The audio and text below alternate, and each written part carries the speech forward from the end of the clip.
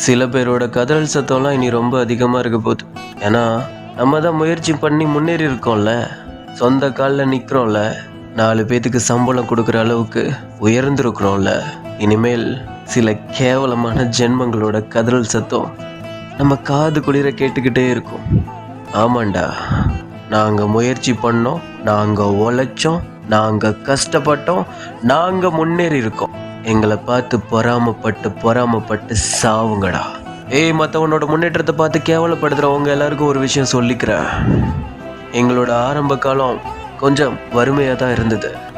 கொஞ்சம் இல்லை, ரொம்ப வறுமையாக தான் இருந்தது.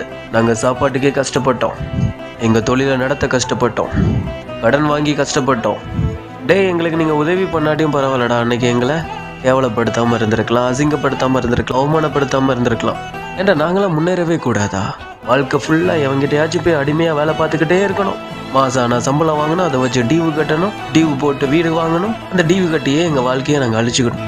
கண்டிப்பாக ஒன்று சொல்கிறேன், நீங்கள் எல்லாரும் உண்மையாலுமே மிகப்பெரிய சாம்ராஜ்யத்தை உருவாக்குவீங்க. எவனை பார்த்தும் பயப்படாதீங்க. உங்களால் முடியுன்ற நம்பிக்கையோட வெற்றியை நோக்கி போய்கிட்டே இருங்க.